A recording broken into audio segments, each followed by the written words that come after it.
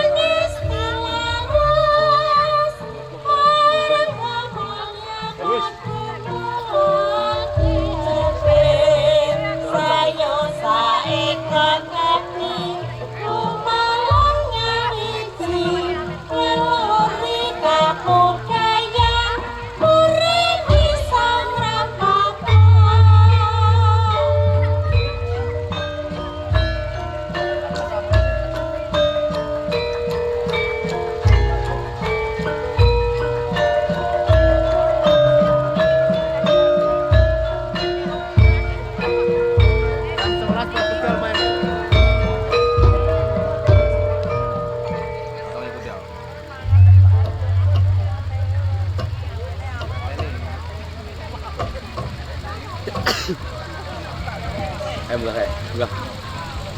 Coba ini arah coba. Arah sinopsis. Sinopsis itu apa nih? Ringkasan cerita itu. Ya. Berarti dia lebih sinopsis dari cerita ya. Biji ku sinopsis Indonesia 10,5 ya. Oke.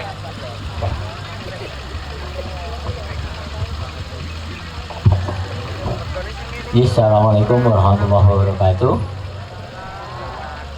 Alhamdulillahirrahmanirrahim. Yang hormati Pak Lurah, Pak Babinsa, Bapak Mas, ugi sedaya ingkang rawuh wonten ing dalu punika. Nyuwun pangapunten ing mriki kawula minangka wakil saking sedaya paraga ingkang badhe ngayahi karya wonten ing dalu punika saking inggih menika grup teater PACB wonten ing dalu punika badhe inggih menika mendhet era-eran bundet nggih, bundet nggih. Lajeng ing mriki kita badhe ngaturaken sekedhik sinopsis mabukan kalian alur cerita saking teater menika. Cerita teater menika dipun serat utawi naskah menika Bapak Semihati Carito ugi pinangka sutradaranipun. Lajeng ing mriki sekedhik kita badhe maosaken inggih menika magepokan kalian era-eran bundet kala wau. Inggih menika nuruti gengsi kudu jumbuh karo kahanan kudu sembodo.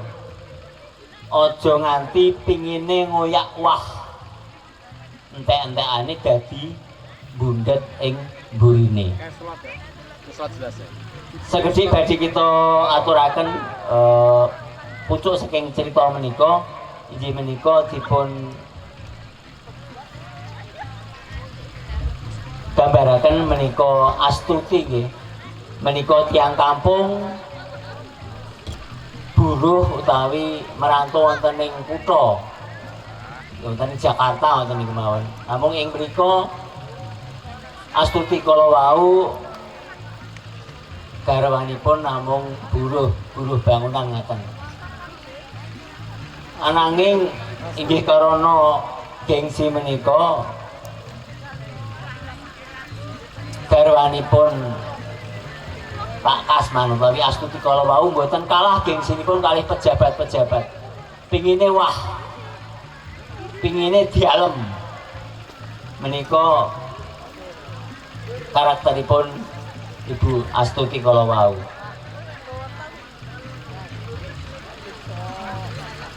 Langkung-langkung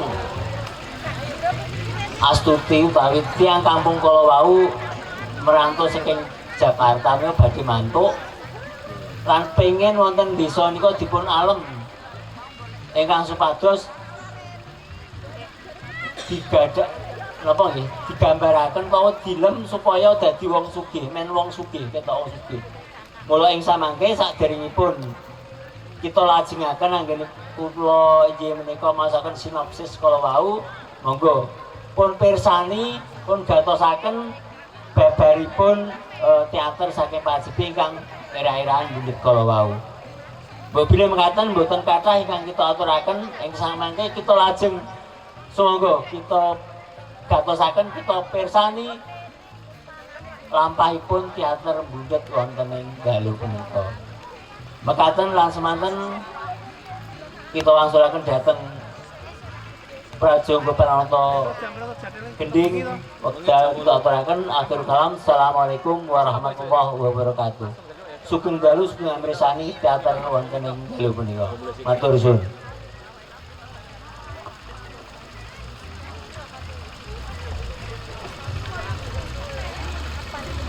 Seperti kita main karaokean lebih gampang lagi.